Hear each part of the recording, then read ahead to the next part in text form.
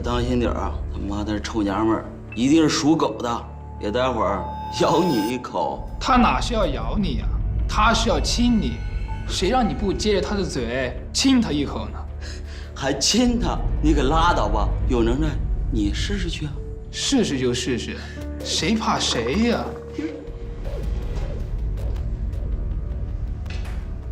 别只顾着看呐，亲呐！你别说，这小姑娘长得还真不赖。我去你！哇！哎呦！山炮，知道姐姐这招叫什么吗？野驴踢腿，记住了吗？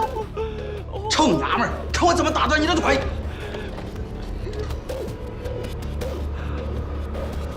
这是怎么了？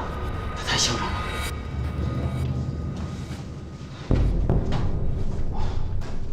小周同志，周公安，你还认识我吗？不成，我能拿到。当然，我不只知道你不是邱福成的表姨，我还知道，当时你带上车的那个包里面装的是用非正规手段弄来的布鞋。可惜呀，小周同志，可惜你还嫩了点儿。我真不明白，公安局的周大局长，他为什么让你到监狱那种地方瞎逛？他的包呢？组长，包在这儿呢。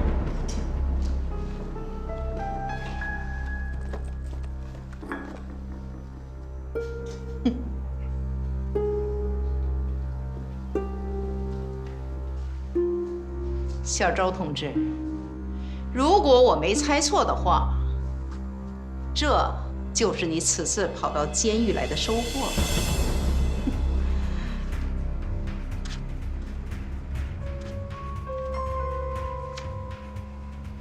你这写的什么乱七八糟的？看不懂了吧？我告诉你们，笨蛋，这种字儿是我独创的，没个10年8年的功夫，你是绝对看不懂的。你等着，我会让你哭都找不着调门的。你跟我来。是，组长。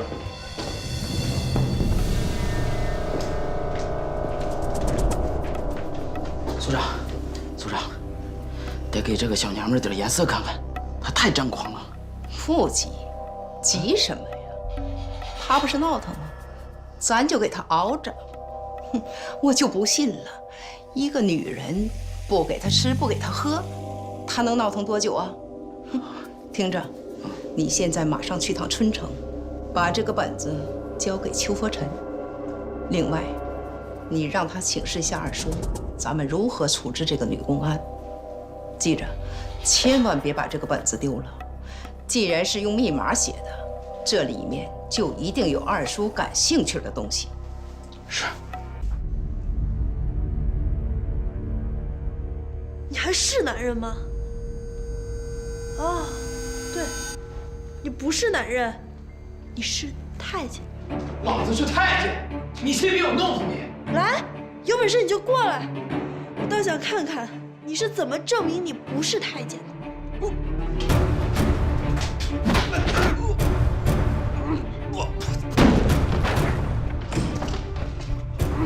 松开吧，一会儿人死了。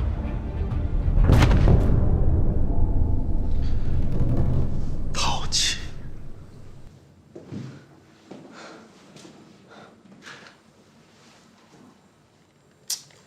幸好还活着，把他带走。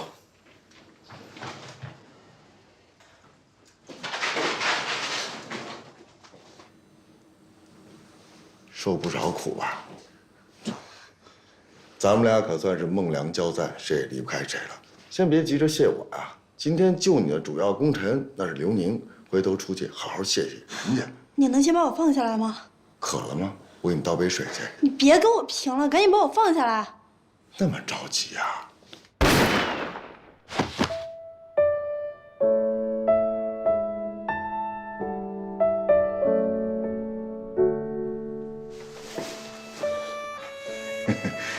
非常时期，我就原谅你占我便宜了啊！自己能走吧？是不行。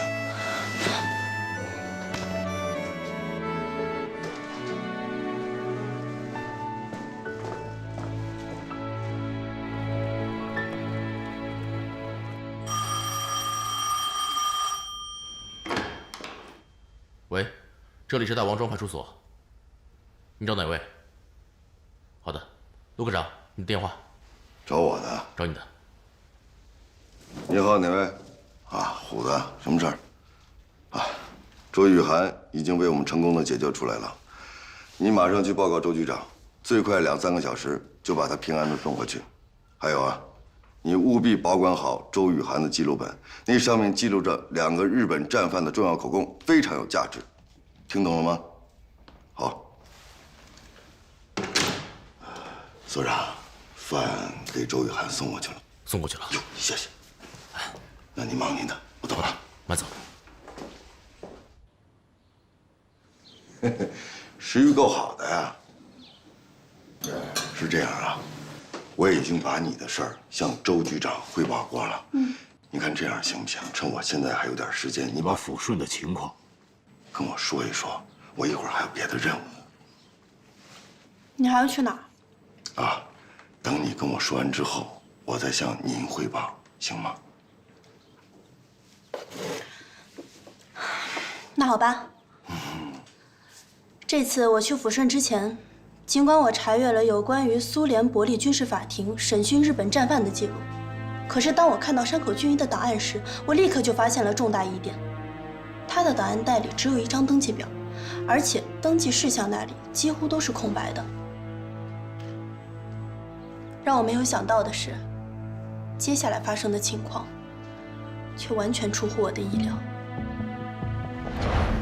战犯管理所的张所长告诉我，在日本战败之后，被苏联人关押在伯利的日本关东军司令官山田乙三和日军731部队细菌生产部部长川岛清，已经在上个月由苏联人移交给了抚顺战犯区管理所。和他们一同移交的还有900多名日本战犯。在得知这个情况之后，我很兴奋，当即决定立刻提审山田乙三和川岛清。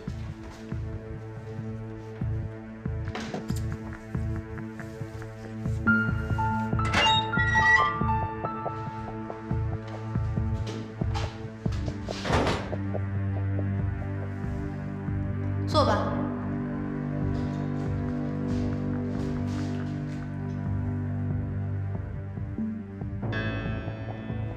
山田乙三，山田君。我是春城市公安局。私は中国の公安です。这次来，我是让你辨认一个人。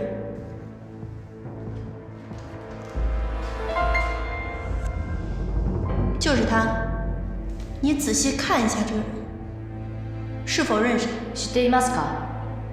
はい、彼は知ってます。是的，他认识。那好。那你就把你所知道的有关他的情况全部告诉我。なら君は知っていることはすべて教えてください。はい。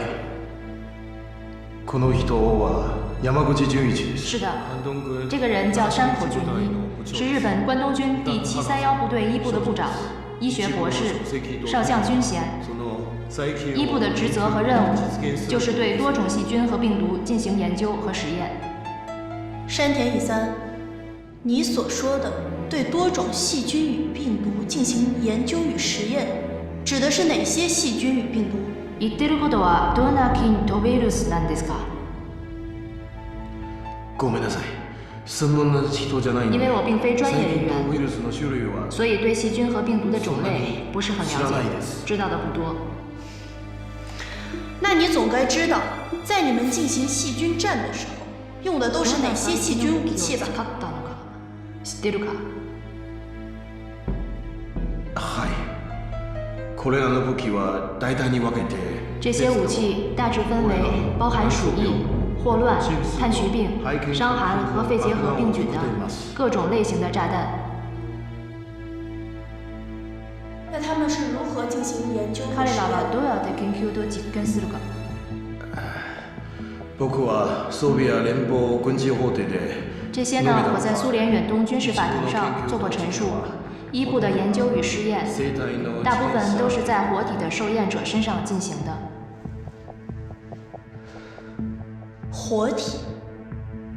你所说的活体，是否就是指的是活人？生きている人なのか？はい。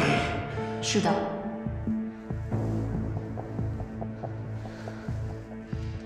那他们在进行所谓实验的时候，你是否有在现场亲眼看到？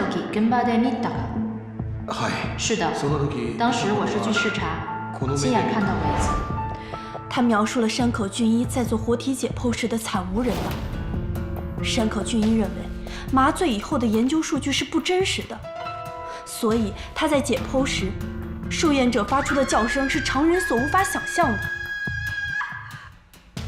彼らはほとんど中国の反日支持。他们大部分都是中国的反满抗日志士，还有一部分苏联红军俘虏和给苏联提供情报的人。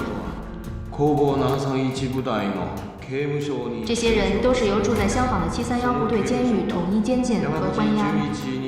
管轄されてます。而这些监狱也是由山口俊一手管辖的。山田乙三，我要你如实的告诉我，从1932年到1945年这13年的时间里，731部队到底残害了多少这样的受害者？どれだけの被害者を殺害したのか？苏联的远东军事法庭上已经对此做出过统计，大概有3000人左右。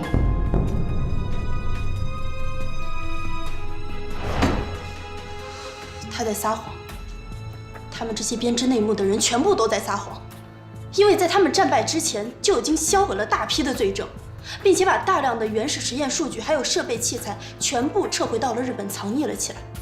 可是美国人却跟他们达成了交易，以保证他们免于起诉作为条件，把那些数据还有材料据为己有，让那些细菌战犯逃避了东京审判。这也是他们拒不承认全部犯罪事实的原因所在。我真没想到，这个山口俊一这么的可恶、可怕呀！真正可怕的还远不止于此。你知道那个川岛清都说了些什么吗？他说什么？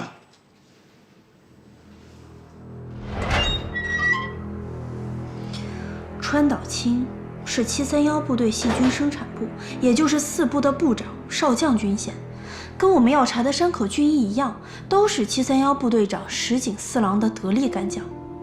他供称，山口俊一确系一部部长，并且很受石井四郎的赏识，经常派他去执行一些特殊的任务。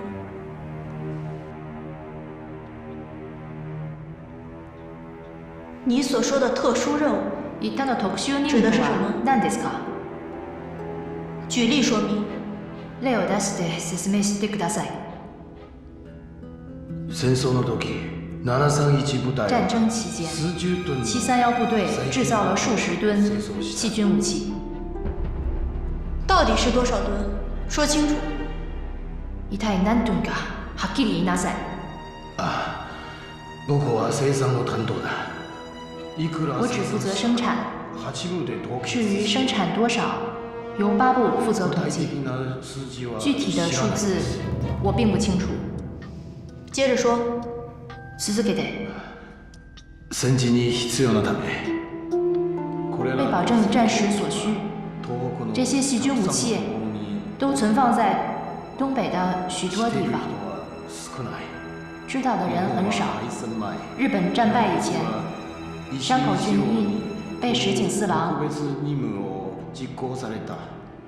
彼は復帰する前に、天皇は派去执行这项特殊任务。在他归队之前，日本天皇就下了投降的诏书。从此以后，我们就和山口俊一失去了联系。那你知道他去执行任务的地点吗？任務を執行する場所は知ってますか？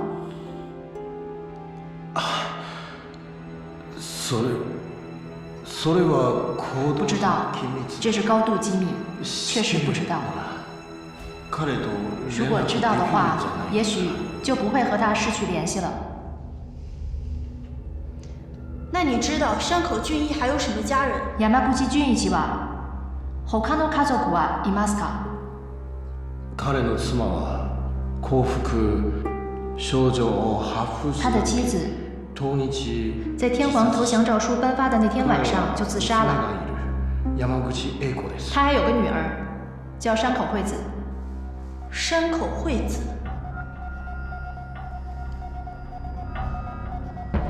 你见过她吗？会ったことありますか？ないです。没有。彼女はその時特攻課に捕食していた。山口惠子当时供职于日本特高课，是位高级特工，身份是保密的。他主要负责侦破抗日地下组织、侦捕、审讯和处理抗日组织的特工人员。那关于这个山口惠子，你还知道些什么？山口英子さんは何を知っていますか？ある日。山口とお酒を飲んだ時，有一次我和山口君喝酒，平时酒量很大的山口君居然喝醉了，还痛哭流涕的喊着山口惠子的名字。我很惊讶，问他怎么了。山口君悲伤地说：“女儿走了，去执行陆军总部下达的特别任务，他担心再也见不到她了。”我再三追问怎么回事，山口君只说了一句：“他已经变成中国人了。”变成中国人是什么意思？中国になったのか、何の意味ですか？私もそう聞いたんだ。我也这样追问过，可他就是不说。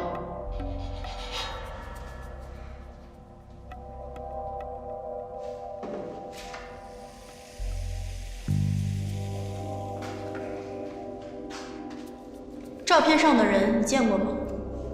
この写真の人は知ってますか？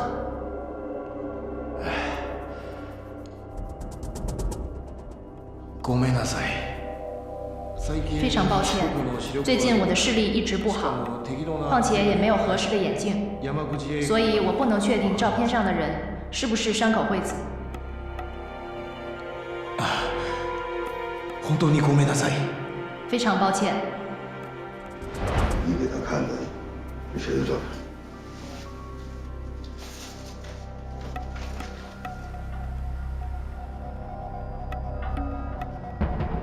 山口惠子。对，这是他小时候的照片，是我从军统缴获的机密文件里发现的。可是川岛清并没有确认他就是山口惠子。尽管他当时没有确认，但是从他当时的神情还有举止上来看，这个问题他撒了谎。那你说，崔胜文一直苦苦追寻的那个麻雀，会不会就是山口俊一的女儿？山口俊一，山口惠子。你的思维还挺天马行空的，不过也不排除有这种可能。如果是真的的话，那麻雀就有机可查了。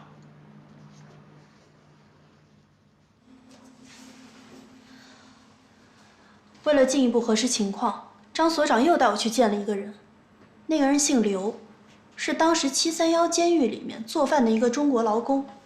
他在指认了山口俊一之后，又跟我谈了一件事情。日本人曾经让老刘做过一个蛋糕，山口俊一亲自出门把蛋糕端了进去。随后，老刘就听到了一个年轻的日本女人在感谢山口俊一。她说她没想到爸爸会送给自己这样一件生日礼物。这么看，山口俊一是有一个女儿的。可遗憾的是，老刘并没有见到她的模样。而就是这个日本女人在执行陆军总部下达的特别任务。我查到，这个山口俊一，他应该知道谁是麻雀。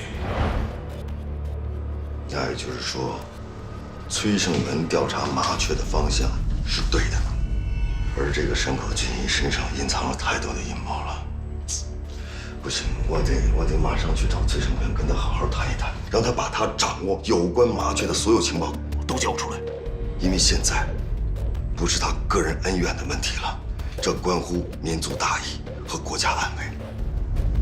值得注意的是，山口俊一是研究细菌武器的恶魔，山口惠子也就是麻雀，他的电台偏偏在这个时候出现在春城，这之间有着必然的联系。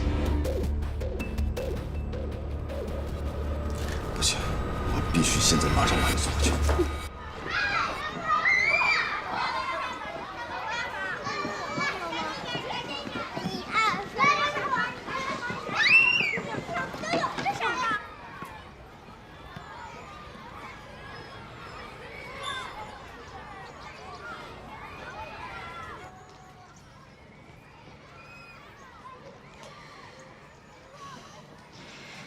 你来这里干嘛？我正好路过这儿，见里边挺热闹的，我就看了会儿。路过这儿，我以为你来这儿盯崔胜文的呢。瞧你说的，他要来这儿，不早让你发现了吗？你盯着我干嘛？我盯着你了吗？不会是你心里有鬼吧？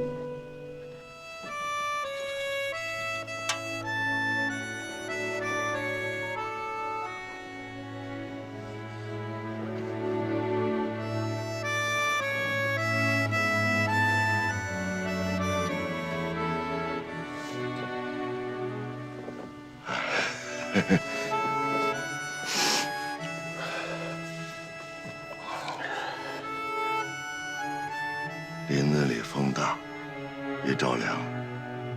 我很佩服你，在哪儿都能睡着。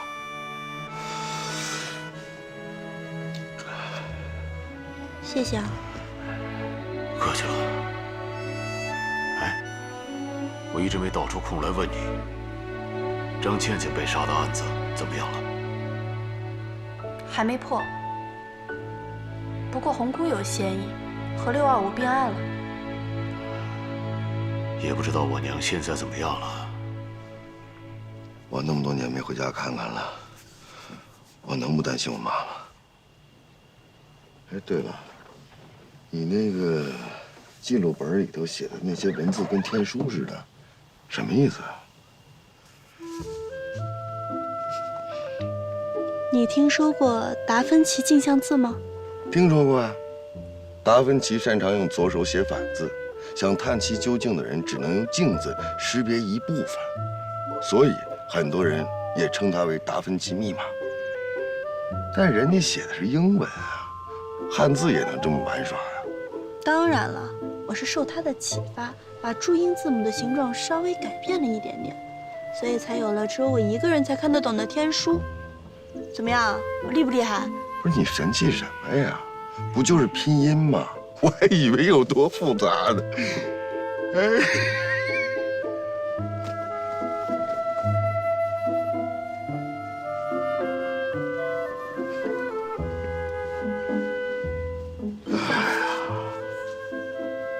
还是穿上自己的衣服暖和。放开你！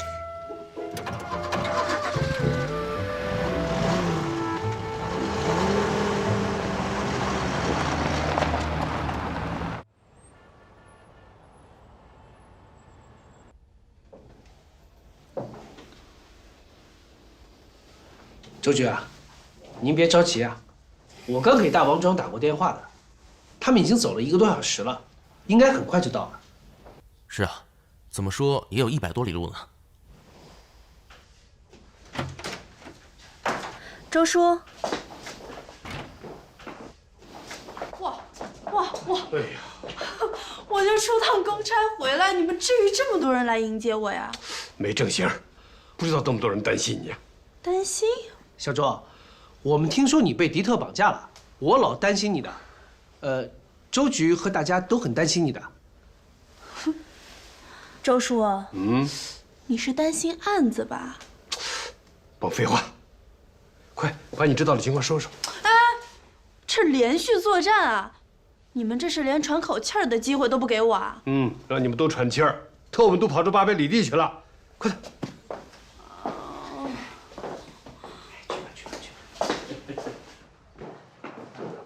哎，陆先生，陆先生，这。升文睡了吗？啊，没有，在上面等你呢。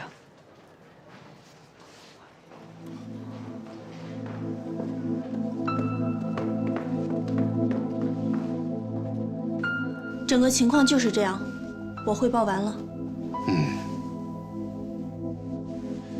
从目前的情况看，崔胜文之所以要劫持山口俊一，是想从他嘴里获知麻雀的身份，而麻雀的背后是一个大阴谋。老周啊，我同意你的分析，而且我认为这是一个新的情况，要尽快向厅里汇报。陆凯也是这么说的，而且他还认为，我们应该尽快地说服崔胜文主动投诚，把他手里掌握的有关于麻雀还有山口俊一的情报全部都交出来，和我们共享，以方便我们尽快地追查到麻雀的行踪，向敌人讨还血债，为抗日烈士报仇。所以我建议将追查麻雀和625专案并案侦查。山口俊一被劫与惊蛰行动有关，但日特麻雀的身世与下落应另案侦查，不应并入625专案。周局，那对于那些已经暴露的敌特，咱们是抓是不抓？对他们不能轻易动手。那些我们已经监控的敌人，无非是敌人放在我们面前的幌子。如果贸然抓捕他们，等于是向敌人报了警，我们刚刚获得的线索就会被敌人主动掐断，这对625专案的侦破极为的不利。那张倩倩被杀的案子呢？我们也不动吗？这个案子的侦破已经到了关键时刻，要充分利用敌人自以为天衣无缝的侥幸心理，再继续麻痹敌人，让他们充分的表演，露出更多的马脚来。果然不出我所料，山口俊一是个恶魔，是个双手沾满了中国人鲜血的恶魔。既然你已经很清楚了，这一回一定要把他看好了，一定要吸取5年前的教训，绝对不允许让他逃之夭夭。二哥，你放心，就算他长了8条腿儿，我也绝不让他脱离我的视线。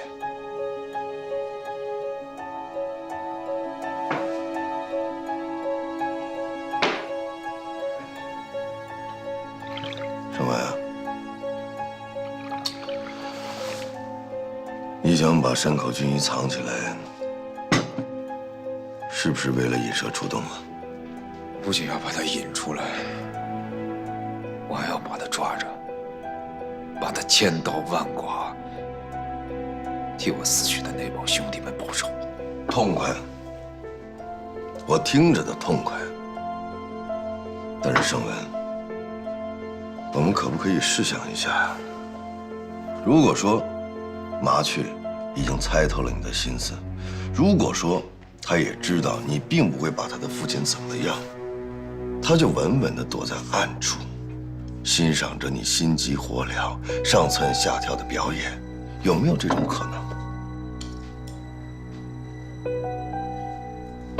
退一步说，如果他真的被你演出来了，你告诉我，你有多大的把握将他生擒活捉，接受正义的审判？我认为啊，要彻底清算山口俊一这对父女的罪行，仅仅靠你一个人的勇气是不够的。你单独行动，如果失败了，你想过后果吗？他们会加快实施罪恶的步伐，那样的话就会威胁到国家安全，无数人的生命。你好好想想，我们只是刚刚的接触到了和他有关系的线索，他们就对周雨涵痛下杀手，这说明什么？这说明他们紧张了，他们害怕真相水落石出。这背后一定隐藏着一个巨大的秘密，否则他们不会负隅顽抗、丧心病狂的。这不是一件小事儿啊。那你的意思是？你真想听吗？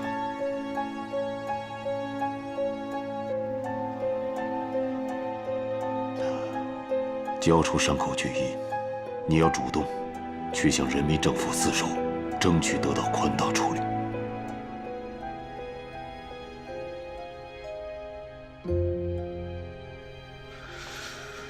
阿甘，我答应你。我希望尽快。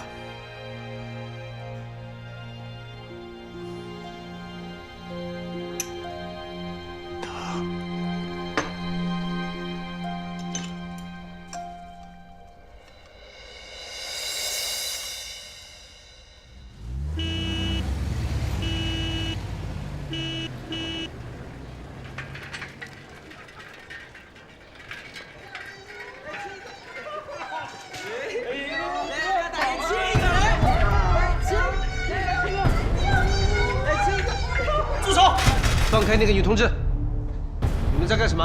我告诉你们，我可是公安局的。公安局的就了不起啊！快走开！地痞流氓！你们3个大男人欺负一个女同志，你们还有理了？你们别害怕。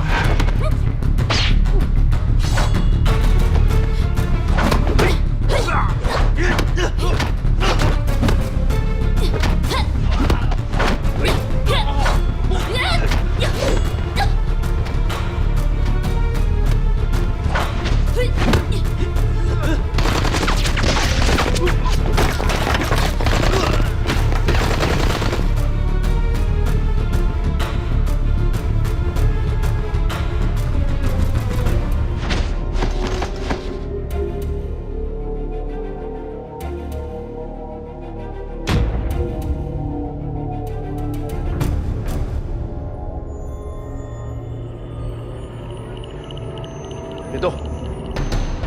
你们到底是什么人？该死的人！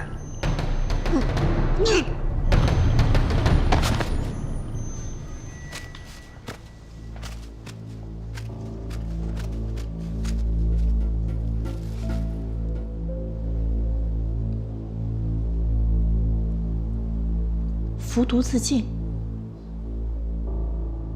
敌人连续2天针对周雨涵的暗杀，让他意识到，他针对日本细菌部队的调查踩痛了敌人的尾巴。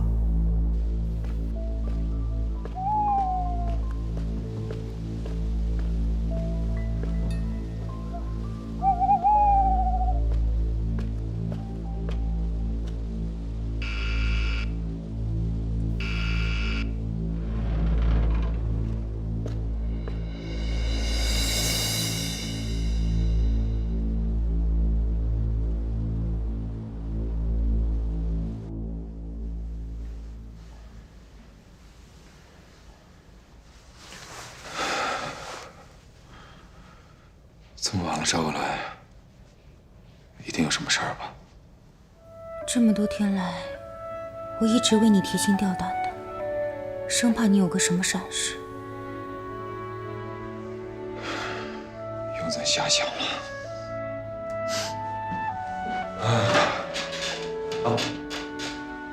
我今天看到我大哥了。他们没有把你怎么样吧？他们能把我怎么样？他们可是我的生死兄弟，而且没准以后还会成为我的好帮手。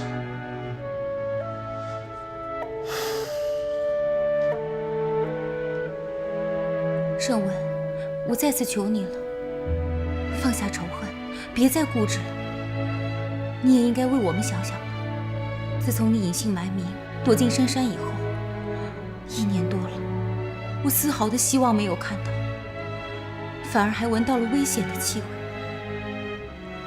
我们趁这个时候一起走吧，去香港，去美国。我不求荣华富贵，我只求安安静静的，能跟你过平淡的日子就足够了。人这一生纷纷扰扰，功名利禄，都是过眼云烟而已。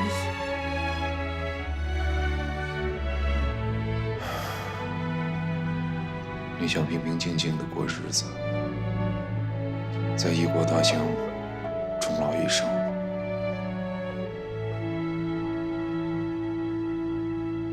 可是有人不答应。谁？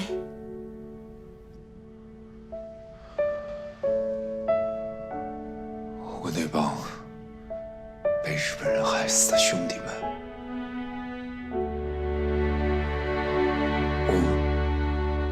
我只要一闭上眼睛，我就能听到他们的冤魂在呐喊。崔胜文，崔胜文，替我报仇，替我报仇。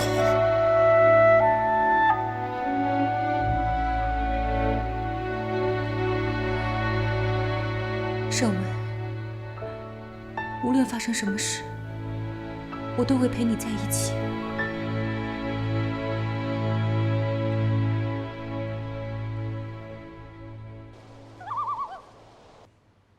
崔胜文已经同意向政府自首，交出山口俊一。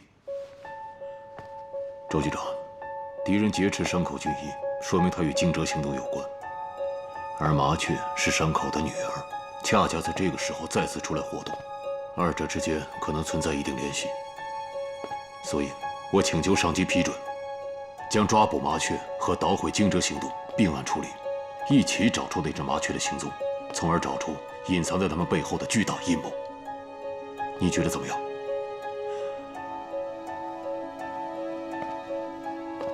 陆凯，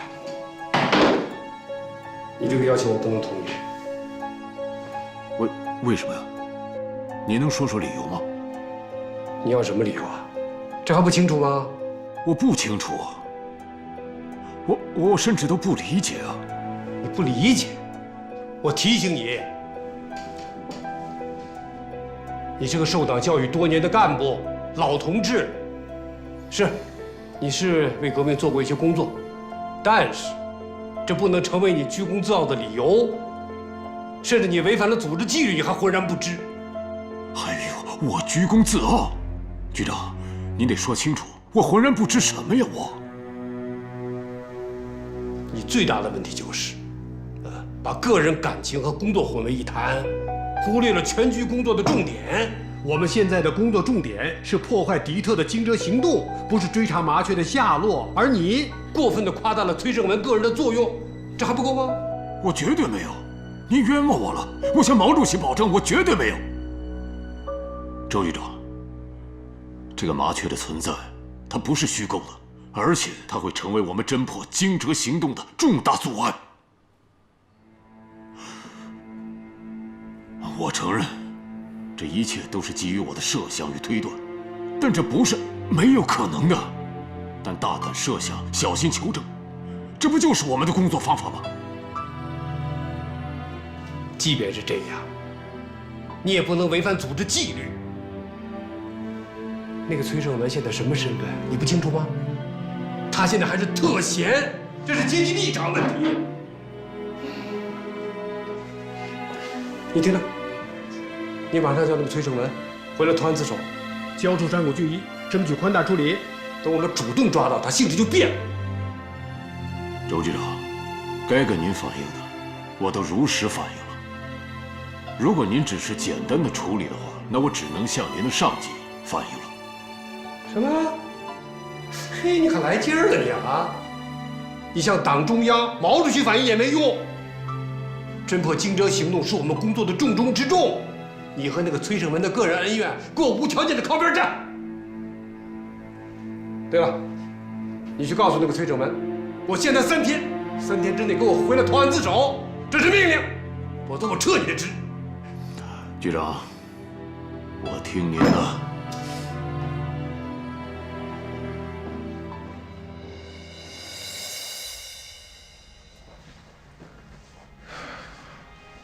那个日本老头这2天怎么样？你放心吧，一切都很正常。我就是睡觉，也是睁开眼睛的。记住，如果我不在的时候出现什么异常状况，活了命也不能让他跑了。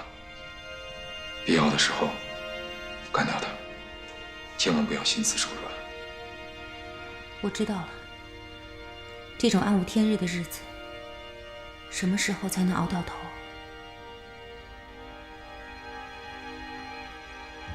对不起，我拖累你了。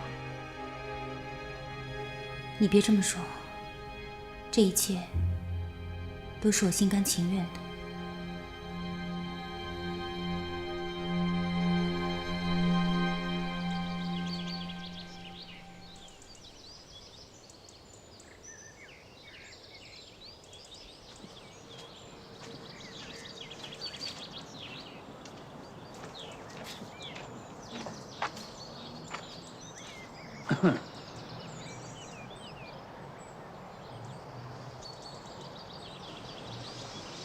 乔双，你来啦？有什么事儿说。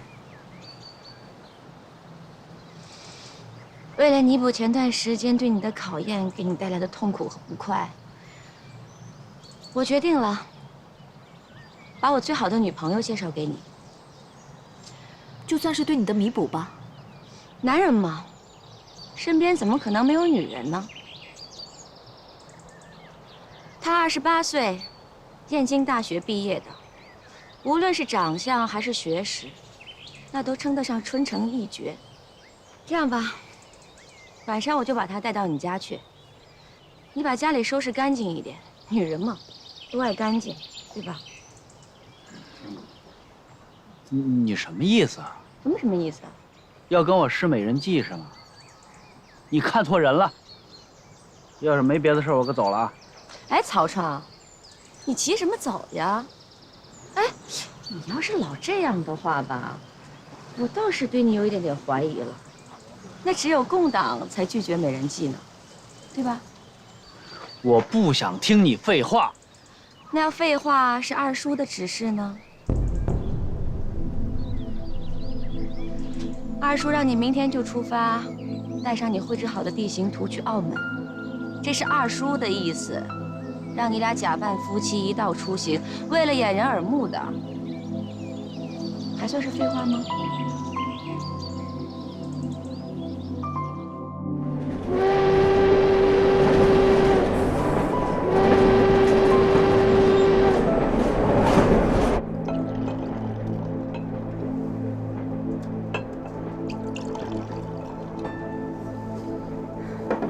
长官，该用餐了。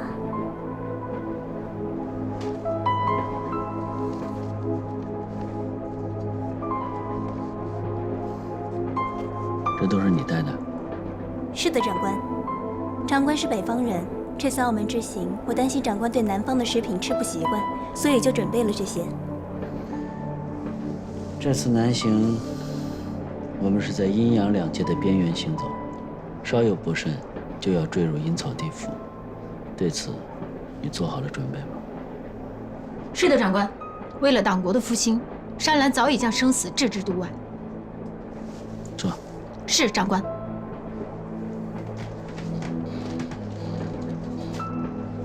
一个人的言行举止，很可能会暴露他不该暴露的东西。从现在开始，你不要再叫我长官了，以免被别人发现你军人的身份。当然，这也是为了安全。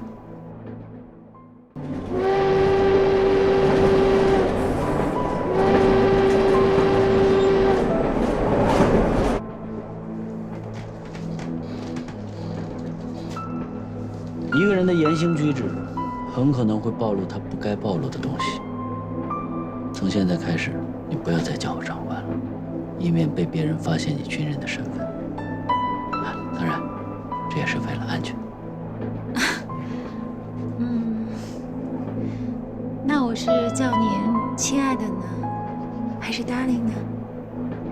我觉得这样的称呼好像是更符合我们假扮夫妻的身份吧。这个你随便。是长官。不，亲爱的，这次旅行你是想和我做假夫妻呢，还是真夫妻啊？咱们这次的目的地很可能是刀山火海，千万不能掉以轻心。只有活着，才能享受美好的生活，对吗？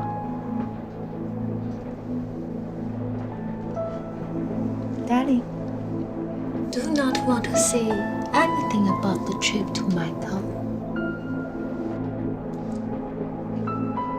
愿我们能活着回来。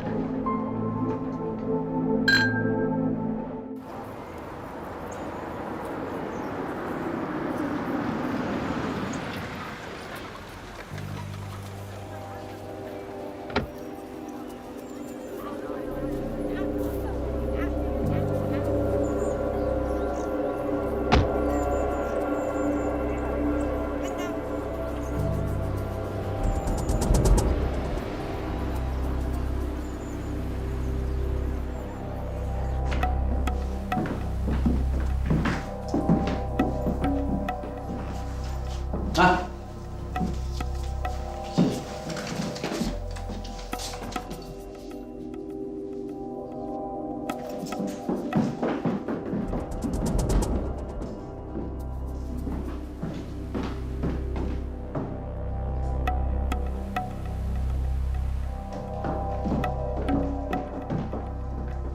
兰兰，饭菜一会儿就到，咱吃完了就过去。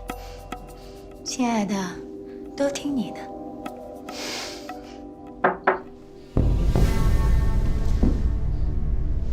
我去。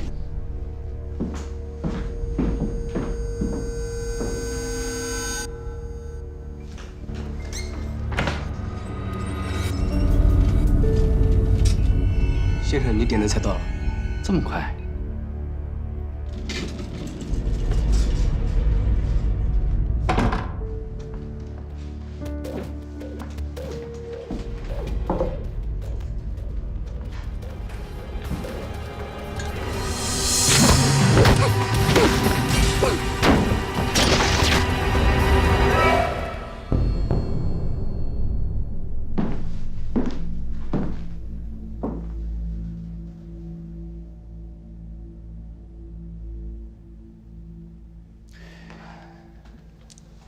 连顿饭都不让吃了。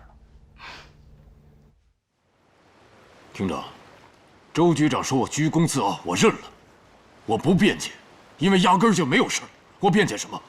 可他批评我把私人感情和工作混为一谈，忽视了全局的工作重点，夸大崔胜文个人的作用，这个我坚决不能接受。老首长，当年我在军统潜伏的时候，主要任务就是为我党我军搜集情报，同时向崔胜文靠拢。了解他的个人情况，争取并策划他向我军投诚，这是您布置的任务。周局长他不知道，所以我不怪他。老首长，通过我和崔胜文的接触，我了解到，他是一个为人正直，在政治上有独立见解的热血男儿。抗战胜利之后，他亲眼目睹了国民党内部派系斗争、贪污腐败的事实，所以他对国民党丧失了信心。他接受了我对他的争取，向我军投诚。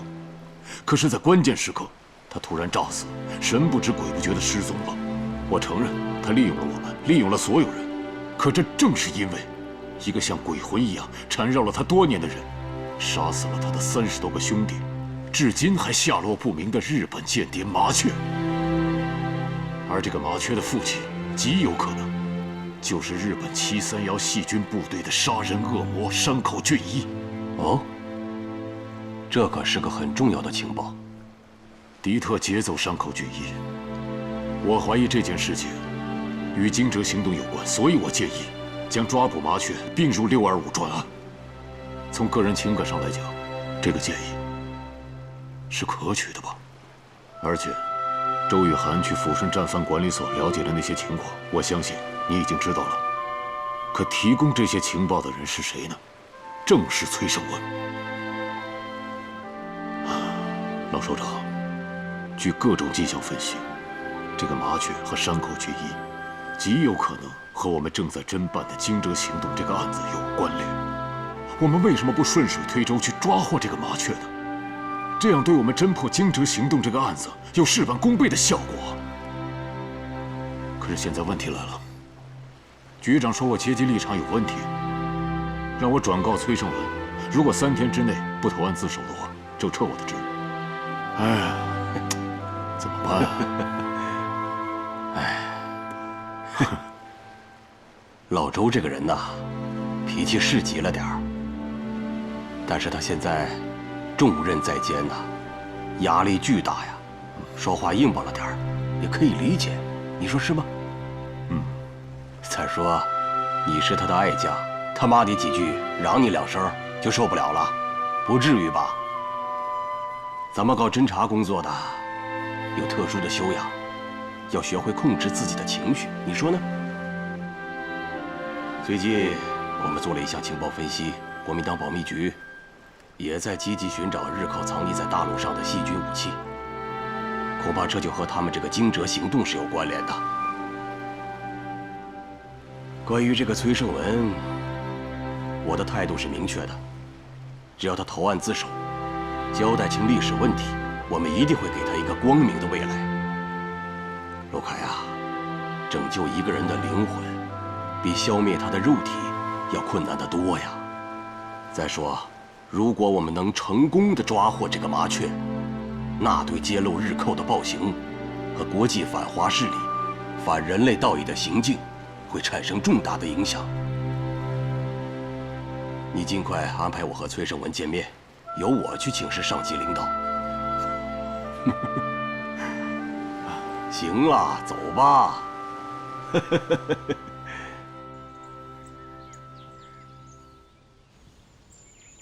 小崔啊，对于你我们还是了解的。在抗日战争时期，你不畏强敌，不怕牺牲，自发运用你的聪明才智，和残暴的日寇斗智斗勇。这一点，我们是永远不会忘记的。你以为你和陆凯都是自发的抗日行为？不是的。比如营救战俘和取证日本细菌作战部队的暴行，其实这些啊，都是我交给陆凯的任务。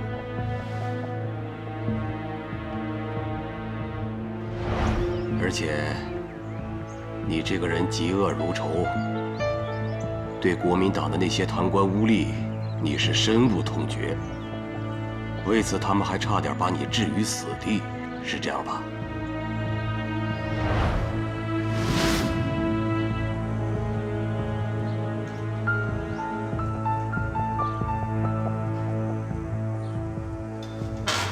所以，副站长，你们军统管天管地，还管到老子的警备司令部来。这帮党国的败类，不顾军人的荣誉，贪污腐败、欺男霸女。党国有你们这样的军人，悲哀。少他妈给我扯这些没用！告诉你，抗战8年，老子也是带着弟兄们低着那脑袋打过来。老子现在只不过是弄了点汉奸的钱财，玩了几个他们的女人，这他妈的算个屁呀！啊，值得你3番5次的向上峰举报我？你果然胆大包天，保密局的人都敢动。保密局，保密局在我眼里算个屁！既然你敢摸老虎的头，那就要有被老虎拍死的觉悟。长官，先杀了他们！党国的败类，军人的耻辱！当然，我知道你一直有一个心结，直到今天也没有解开。就是48年10月，你决定投奔光明，在赶往和我军接头地点的途中，你的吉普车突然发生了爆炸，于是你就认为是我们不讲信用，是共产党背信弃义，搞了这次阴谋。我说的对吧？小崔啊，你一直追着陆凯，要能够证明那不是我们所为的物证。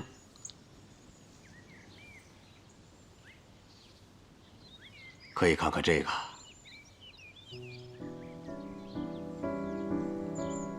这是你的兄弟曹创当年截获的电文，就是保密局下达的对你的密裁令。你可以特别留意一下截获电文的时间。当时曹创在抄收电文，这个时候你的吉普车已经出了门口，那就是说他在截获电文和你吉普车出门这2件事情，在时间上是重叠的。曹创为了营救你，他冒险用明码电报通知了陆凯。你投诚的意愿已经暴露了。陆凯为了营救你，立刻带人赶赴接应地点，但是万万没有想到，在半路上有不明身份的人员对他进行了狙击，于是延误了他到达接应地点的时间。我们可以想一想啊，按照正常来讲，只有收到密裁令之后，保密局才会对你采取措施。那么为什么有人会提前埋伏在陆凯他们的必经之路上呢？小崔啊，你不要忘了，如果我们共产党真的要杀你的话，那当年警备司令秘密处决你的时候，我们就用不着出手相救了。你还记得46年秋天吗？张副官在密杀现场把你营救下来，他执行的就是我给他布置的任务。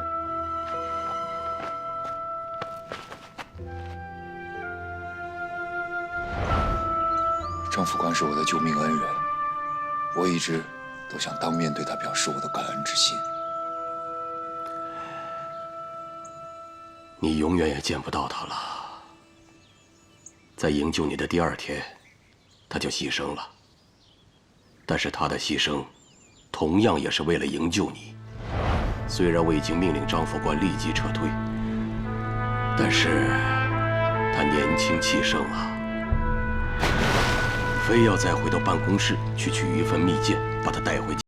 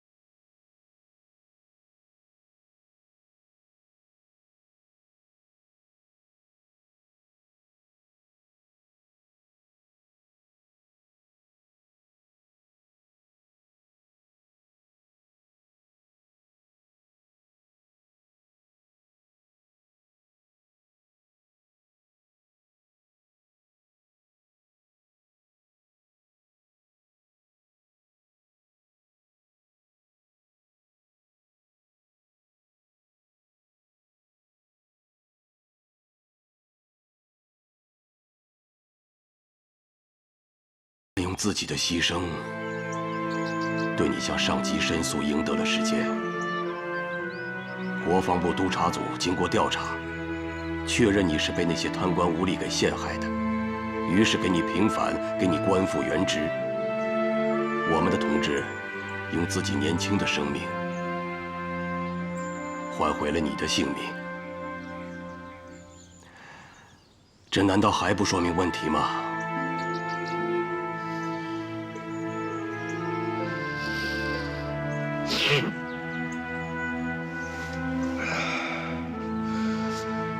共产党言而有信，保证守战。张副官更是视死如归，堪称仗义英雄。我崔胜文必将永世不忘，感念终生。啊，至于说到那次爆炸，我从来不认为那是个巧合。干我们这一行的应该永远记住，在这个世界上从来就没有什么巧合。你吉普车爆炸，那是有人蓄意而为，其目的就是想挑拨离间，借刀杀人。而且我还认为，这个在你车上安放炸弹的人，一定是感受到了来自于你的某种威胁。你不死，他就要在恐惧当中惶惶不安。那么我们可以想一想，在当时是谁因为对你的恐惧和恨，一定要置你于死地呢？麻雀，就是那个日本间谍。这么多年，我从来没有停止过对他的追捕。这个双手沾满了中国人民鲜血的日本间谍麻雀，我们是绝不会放过他的。我们中华民族从来就有一个信条，那就是犯我强悍者，虽远必诛。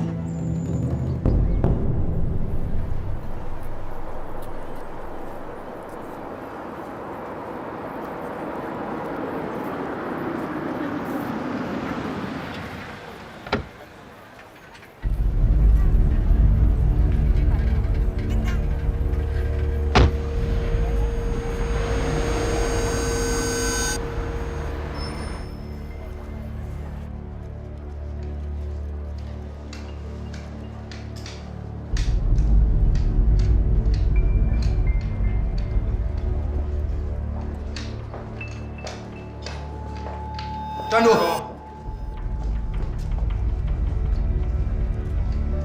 转身！上山！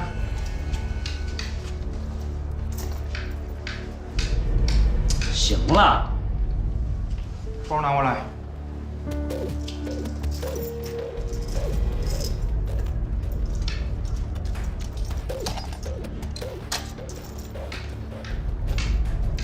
跟我走。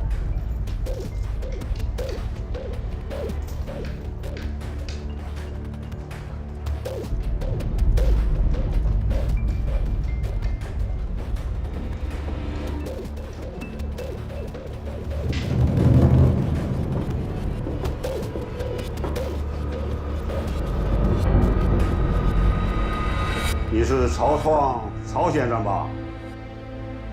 是我。东西带来了吗？当然。那为什么还不拿上来？你要不把这2盏灯关了，我绝不会把东西给你。而且我还提醒你，我们是来送仆的，不是来送死的。这要是动起手来，还不一定谁赢谁输呢。那就给曹先生一个面子，把灯关掉。2位请坐。来，坐。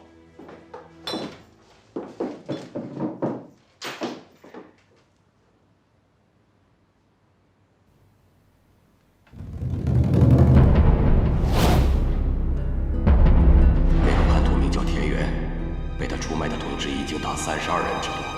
组织上要求你，无论在任何情况下，一旦发现他，立即处决。曹先生，可以把地形图交出来了吧？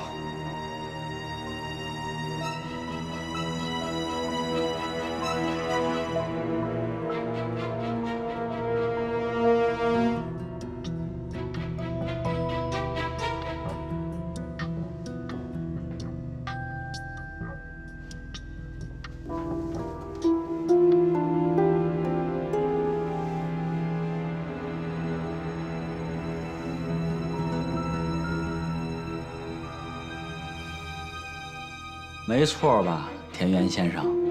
怎么？曹先生认识我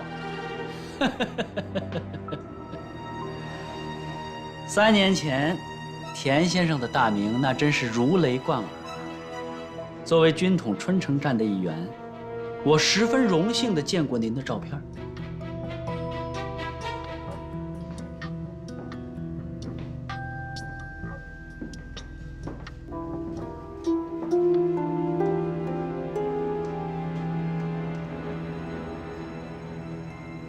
我怎么对你没有印象？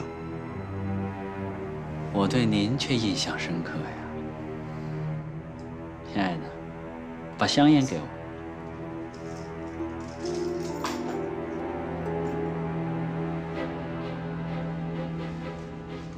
哈德曼香烟，来一个。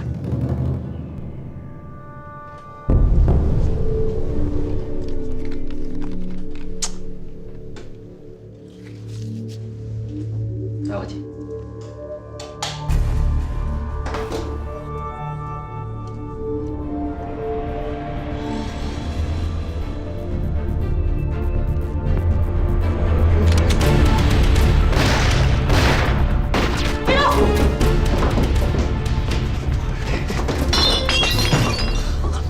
说，你们到底是什么人？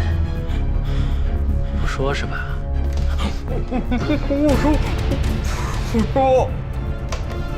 说，我们是自由中国运动先导团的。什么自由中国运动？说清楚。自由中国运动是由美国中情局组建的情报组织，是他们对国民党情报局失去了信心之后才组建的。那田园担任什么职务？田园是我们先导团的副团长，是美国人委派的。你们接下来的任务是什么？田园接受命令，利用保密局军事特派员的身份，代号黑桃 K， 潜伏到大陆。此行是明修栈道，暗度陈仓。什么道？什么仓？说清楚点儿。道是指他利用特派员身份，联络东北各地国军残部举行暴动。仓就是把东北潜伏网接管到手里，为第三方势力美国人服务。去你妈的美国人吧！不许动！不许动！不许动！别动！把钱放下！小白，你放下！放下。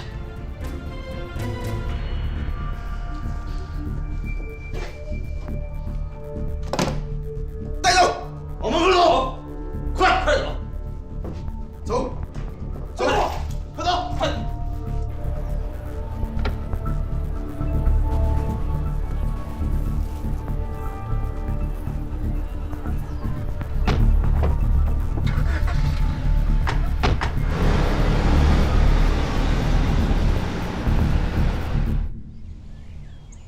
小崔啊，我们说话是算数的。我还想提醒你一点，现在是人民的新中国了。我们说什么话、办什么事，都要守规矩、讲章法。你说呢？长官，我崔胜文是明事理的人，我知道向政府自首是我唯一的出路。从今往后，我崔胜文随时听命于您的调遣。小崔啊，千万别叫我什么长官。你和这个陆凯不是兄弟吗？那从今以后，你拿我也当你一个兄长，怎么样？厅长，之前保密局的人联系过我，那个光明电料行的马掌柜是保密局的人，他曾经代表二叔劝说我参加惊蛰行动。我可以打入他们的内部。不急，具体的工作方案嘛，我们要研究清楚。李厅长，我还有一批从保密局带出来的档案，希望交给你。另外，那个日本战犯山口俊一在我手里。我知道，但是现在交接会给你造成危险。那批档案暂时存在你那儿，具体的交接工作安排好之后，我会让陆凯通知你的。来，咱们握个手。小崔啊，今天这次会面，我把它视为绝密，除了周局长和陆凯，我不会让任何人知道。我们会尽快核实你的情况，进行必要的审查。谢谢您，李厅长。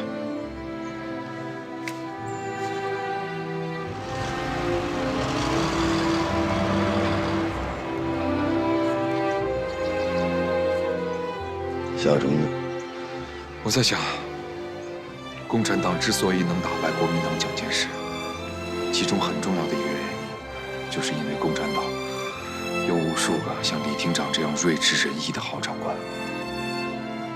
这只是你的初步印象，时间长了，你就会明白，为什么共产党会打败国民党。因为我们共产党团结一心，而国民党内部勾心斗角，离心离德。二哥，你这番说教的话，现在听来还挺顺耳的。事实胜于雄辩。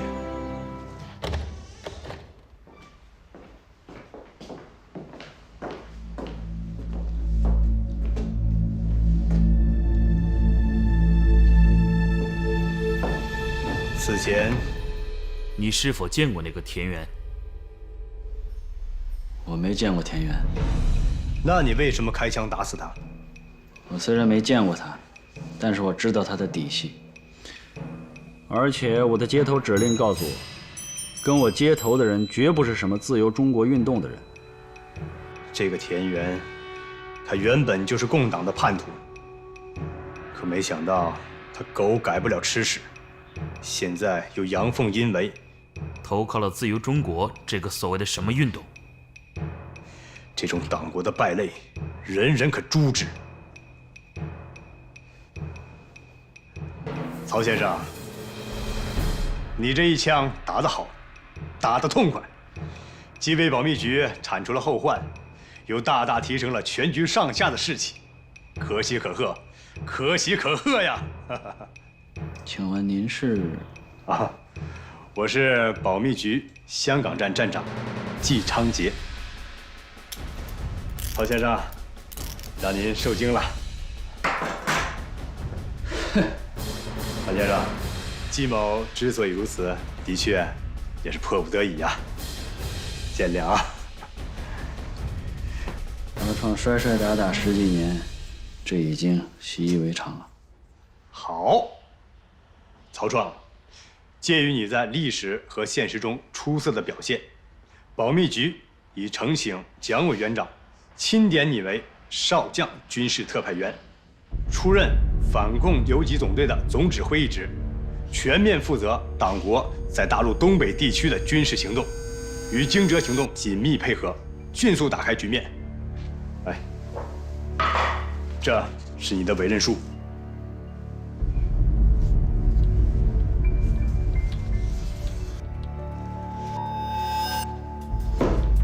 感谢上峰栽培，曹创愿为党国冲锋陷阵，在所不辞。曹创，这个反共游击总队的班底系张家口保安旅旅长陈世明的残部，人数大约有300之余。他们被共党击溃之后，转战到春城一带。国防部已明确示意，你是钦差大臣，有封官许愿的权利，一切以策应惊蛰行动为最终目标。为达此目的，可以不惜一切成本和手段。曹创明白，绝不辜负党国的重托。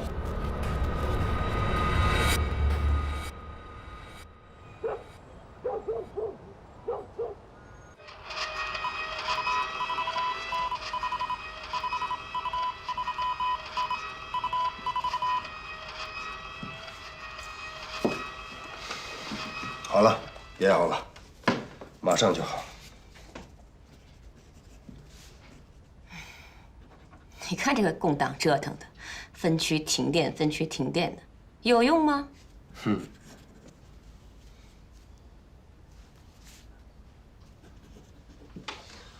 好了。哪儿来的？国防部，他们委派了一名军事特派员来春城，组织一次暴动，来配合惊蛰行动。特派员的代号叫黑桃 K。我看他们除了用人必疑的把戏之外，什么都不会，还特派员。你说这个特派员来春城，肯定是来制约二叔的吧？那二叔的权力肯定会受到限制啊，怎么办？管他怎么办呢，先向二叔汇报了再说。那个曹创回来了吗？还没。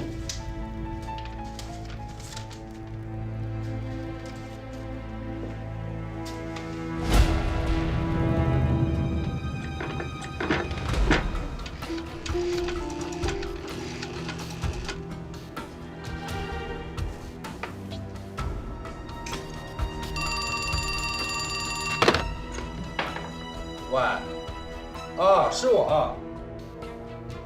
怎么的？外婆生病了，严不严重啊？你们已经找大夫去了哈？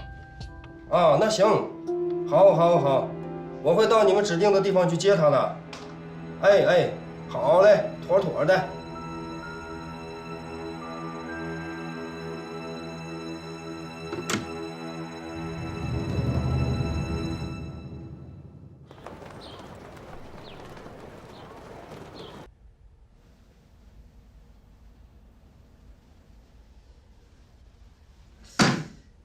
根据截获的情报，一个代号黑头 K 的特务，已经以探亲的身份被杀。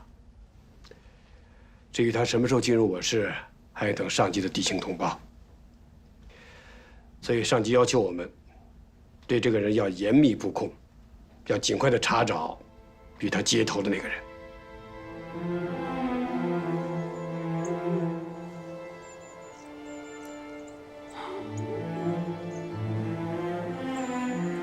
首长，有什么发现？我在澳门见到了您说的那个田园，我把他处决了。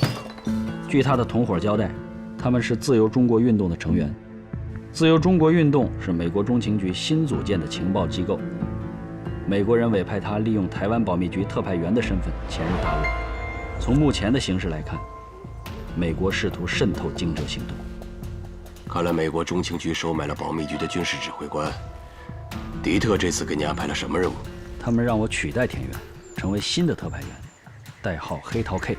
好，我们要掌握中情局对惊蛰行动的渗透情况，获取惊蛰行动的最终目的。明白。你来的正好，走，到我那喝茶去。哎，我现在啊，没心思跟你喝茶。哎，是不是陆凯为崔胜文的事儿向你告状了？那不叫告状，那叫如实汇报情况。什么汇报情况？这个陆凯呀，他哪儿都好，他就改不了这个先斩后奏的毛病，真讨厌。这次情况特殊，他跟崔胜文是在猝不及防当中遭遇上的。陆凯随机应变，及时稳住了崔胜文，并且劝说他向政府自首。崔胜文也答应了。这个山口俊一身上隐藏的秘密，一定要引起我们的重视。我认为崔胜文追查麻雀和惊蛰行动是有联系的。你说的都对，可以得按组织原则来吧？啊，他得先投诚，我们经过审查才能使用。我找他谈过了，他态度不错，表示愿意按照我们的规定办。你跟他谈过了？你，这小子抗战的时候立过不少功，是个有血性、有正义感的汉子。看出来了，就是有点桀骜不驯啊，身上有救救人的习气。这一点我们一定要把他改过来。明白了？明白了。真明白了？不明白也得执行你的命令啊。好，喝茶。走。哦，对了，哎，这个调查崔胜文的事儿，让陆凯回避，让刘宁去办。刘宁脑子活，原则性强，办这个事儿可靠。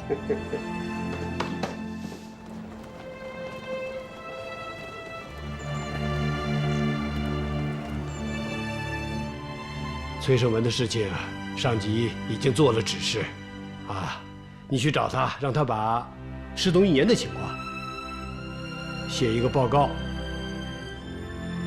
以便组织审查。你呢，一定要注意工作纪律，该说什么，不该说什么，要掌握好分寸。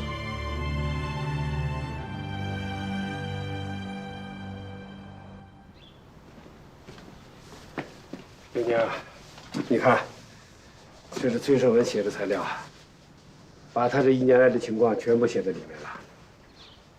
你的任务呢，是逐一把他们查清楚啊，重点要搞清楚他的历史情况、政治品质，还有思想觉悟。通过分析评估，然后做出判断，我们下一步怎么使用它，明白？去吧。是。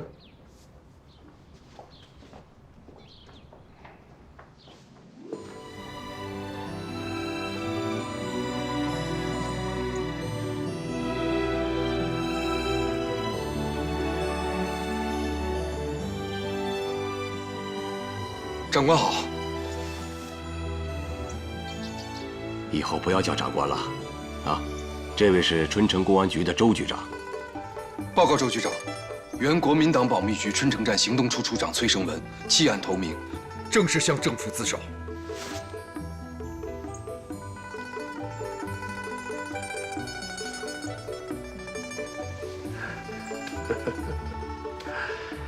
你这个野狼，名气不小啊！你能顺应潮流，追求进步，回到人民的阵营来，我们表示欢迎。我们共产党人是有胸怀的，海纳百川，有容乃大。我们一定会容得下那些虽然思想滞后，但是已经想到向前看的重生者。希望你为了新中国的安全，为了人民的幸福，做出自己的贡献。是，绝不辜负各位长官对我的厚爱。你已经通过了组织的审查和考验，你对自己的历史交代得很彻底，身上也没有人民的血案。经研究决定，特批你以专案组外勤人员的身份参加我们的工作，在专案组的直接领导下，重点展开对日本特务麻雀的侦查，要服从指挥，敢于拼搏，用实际行动证明自己对祖国和人民的忠诚。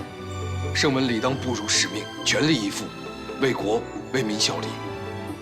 好，我要强调一下，今天这次谈话将被视为绝密，今后陆凯作为你的上线，单线和你联系。明白。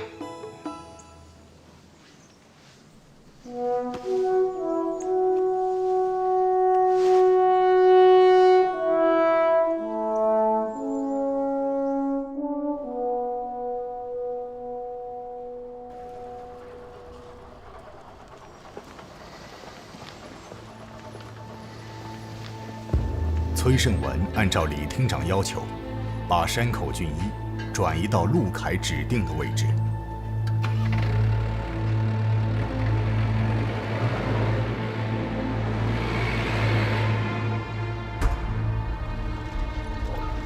胜文，为了配合你以后的行动，我们只能在秘密联络点周围布置暗哨。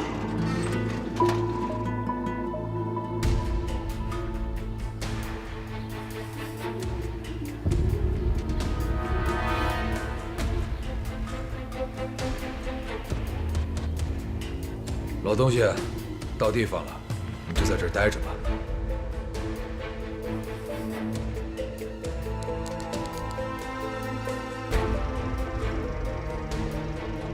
经过连日来的排查，这几个都是疑似的敌特联络站。大王镇的那个联络站已经被我们捣毁了，抓捕了20多个敌特分子。经过审讯，这20多个人都不知道惊蛰行动的具体内容是什么。他们也都是按照上头的指令在行动，也就是说，他们并没有能够给我们提供任何有价值的情报。那个邱福臣呢？跟他关系密切的那些人，都怎么样了？他那边倒是有眉目了。我建议立即密捕邱福臣，捣毁这几个已知的敌特联络站。还不到火候。到目前为止呢，我们抓的都是一些虾兵蟹将，先不要急着动手，要放长线钓大鱼。对那个邱福臣，要严密监控，静观其变。是。上级通报，现在敌人的活动到了一个节点，我们要密切配合老姨在敌人内部的行动，绝对不能出纰漏。周局，这个老姨到底是个什么人？哎，肯定是个狠角色，老厉害了。我也这么觉得。我估计啊，咱们当他的学生都不够格。哎，提醒你们啊，出了这个办公室都给我闭嘴，谁也不许说，听见了吗？这是纪律。